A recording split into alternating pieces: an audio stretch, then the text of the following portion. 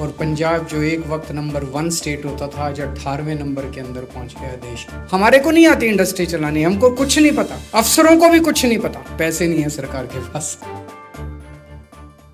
सत श्री अकाल। मैं समझता हूँ कि आज एक बहुत बड़ा दिन है और मैं सोच रहा था कि पिछले कुछ सालों को 3 हिस्सों में बांटा जा सकता है। हमारी 2022 में सरकार बनी थी, उसके पहले का एक सिस्टम था जो हमने इनहेरिट किया, वो था एक्सटॉर्शनिस्ट सिस्टम, जिसमें जबरदस्ती वसूली सिस्टम था, जिसमें वसूली की जाती थी। लोगों को तरक्की करने से डर लगता था कि अगर मैंने तरक्की की तो ये अपना हिस्सा मांगने आ जाएंगे, और हिस्सा भी बदतमीजी करके, गाली दे के, आर्म ट्विस्टिंग करके आपसे छीना जाता था। उस जमाने की कई कहानियां सुनने को मिलती है जब चुनाव में प्रचार करने के लिए आते थे कि कैसे फलाने इंडस्ट्रियलिस्ट, एक होटल होता था उसके सामने फ्लाईओवर बना दिया, क्योंकि फ्लाईओवर की ज़रूरत नहीं थी क्योंकि उस होटल वाले ने पैसे नहीं दिए। किसी फैक्ट्री के सामने वो अपना आदमी बिठा दिया, पर पीस के हिसाब से पैसे लिए जाते थे। पता नहीं कितनी कहानियां सुनने को मिलती। नतीजन धीरे धीरे इंडस्ट्री पंजाब छोड़ के चली गई। हमारे बच्चे नशे में डूबते गए,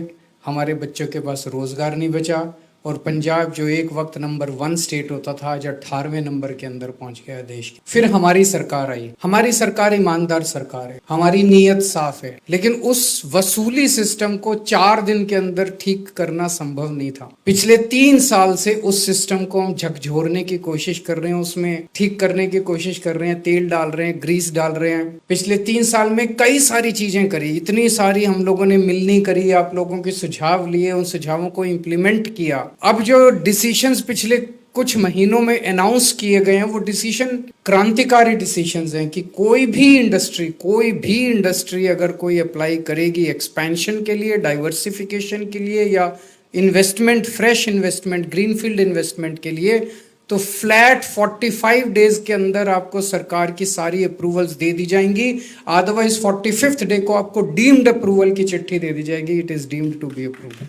कोई ये हिम्मत नहीं कर सकता आज पूरे देश में मैं देश तो क्या, मुझे लगता नहीं पूरी दुनिया के अंदर इस तरह की कोई पॉलिसी है कि 45th डे को आपको डीम्ड अप्रूवल मिल जाए, और ये केवल ईमानदार सरकार कर सकती है। कई लोगों ने हमें कहा कि इसी के तो पैसे मिलते हैं, किसी के अप्रूवल रोकोगे, फिर वो आपसे टाइम मांगेगा, फिर 3 चक्कर लगाओगे, तभी तो पार्टी फंड इकट्ठा होगा। हमें पार्टी फंड इकट्ठा नहीं कर, हमें पंजाब की तरक्की करनी है। पंजाब की तरक्की करने के लिए आए, आप लोगों ने मौका दिया। हमारी औकात क्या है, हम हैं क्या चीज। मैं एक छोटा सा इनकम टैक्स ऑफिसर था, मान साहब एक आर्टिस्ट थे, संजीव अरोड़ा जी एक बिजनेसमैन थे। हमारे कोई दादा परदादा राजनीति में आज तक कभी नहीं आए, कभी जिंदगी में नहीं सोचा था कि हम राजनीति में आएंगे, मुख्यमंत्री बन जाएंगे, 2 राज्यों में सरकार हो। आप लोगों ने पता नहीं हमारे में क्या देखा, हमें ये मौका दिया।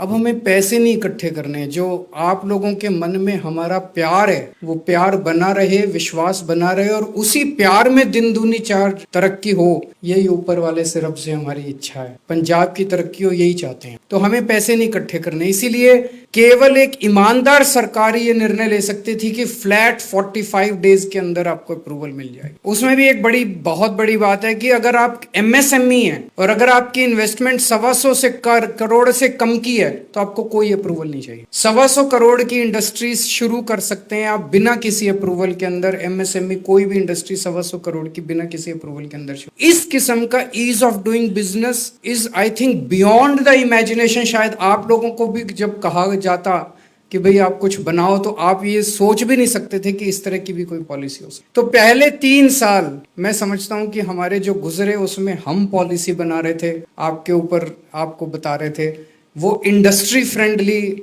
पीरियड में कहूंगा। उसके पहले था वसूली सिस्टम, अभी 3 साल से था इंडस्ट्री फ्रेंडली सिस्टम, और आज के बाद ये जो सिस्टम है ये बिल्कुल क्रांतिकारी सिस्टम है। हम कहते हैं कि जनतंत्र मतलब जनता मालिक। अभी तक जनता को मालिक हम समझते थे कि 5 साल में एक बार वोट डालो और अपना मालिक चुन लो अगले 5 साल के लिए। अब ये मालिक बन गया, ये निर्णय लेगा, हमारे ऊपर थोपेगा। हमने इसको आज रिवर्स करने जा रहे हैं। आपने हमें सत्ता दी थी, आज वो सत्ता हम आपके हाथ में देने जा रहे हैं कि आप निर्णय लो। हम आपके असिस्टेंट के तौर पे, the chief minister of Punjab will work like your assistant. आप आदेश देना, हम आदेश का पालन करेंगे।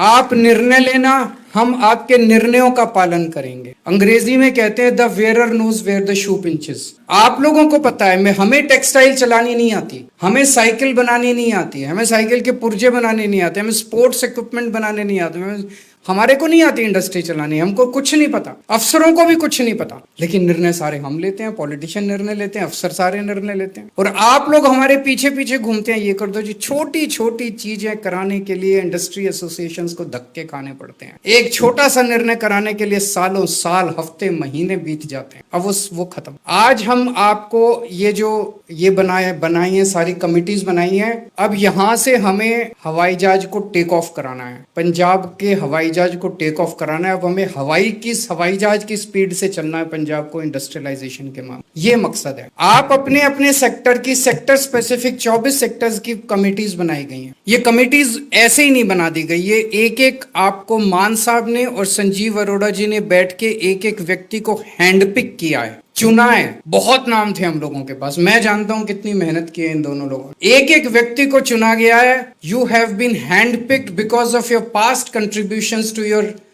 Industry sector. ये आप सबके लिए मान की बात है, सम्मान की बात है, गौरव की बात है, गर्व की बात है, और बहुत बड़ी जिम्मेदारी की बात है। आपको जिम्मेदारी दी है पंजाब की, आपके सेक्टर की, उसको आगे बढ़ाने की। हर कमेटी के अंदर एमएसएमई भी है और लार्ज सेक्टर भी है, दोनों के रिप्रेजेंटेटिव्स, ताकि हम चाहते हैं कि एक कॉम्प्रिहेंसिव पॉलिसी बने जिसमें हर किस्म के लोगों के इनपुट्स आए। तो अब हमें आप लोग अपनी अपनी सेक्टर स्पेसिफिक, एक ही आप लोगों से रिक्वेस्ट है, उसको पूरी की पूरी पॉलिसी को सब्सिडीज से मत भर दीजिएगा। ये भी सब्सिडी दे दो जी, वो भी सब्सिडी दे दो जी, पैसे नहीं है सरकार के पास, पैसे नहीं है सर।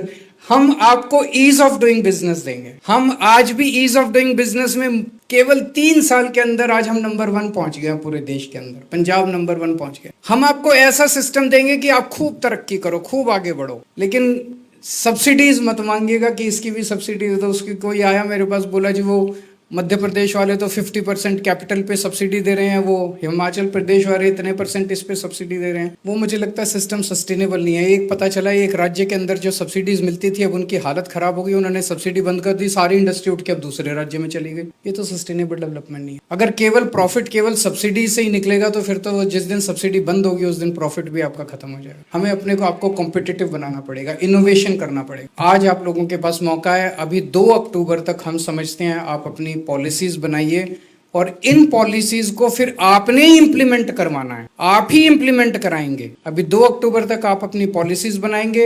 हम चाहते हैं कि आप सभी राज्यों की पॉलिसीज अपने अपने सेक्टर की स्टडी करो, इंटरनेशनल गुड प्रैक्टिसेस स्टडी करो, और उनको पंजाब के परिप्रेक्ष्य पे, पंजाब में कैसे उसको चेंज करना है, उसको लागू करना है, उस किस्म की आप पॉलिसी बनाओ, ताकि हर सेक्टर के अंदर Punjab should become the best destination for any investment in the country, और धीरे धीरे in the world it should become the best investment destination in the world. तो आप सब लोगों को बहुत बहुत शुभकामनाएं। बहुत बड़ी जिम्मेदारी आप लोगों को मिल रही है, और ये गवर्नेंस का भी अलग मॉडल है कि सत्ता आज सरकार अपने हाथ काट के आप लोगों के हाथ में दे रही है, बहुत बड़ी जिम्मेदारी दे रही है। आप निर्णय लीजिए।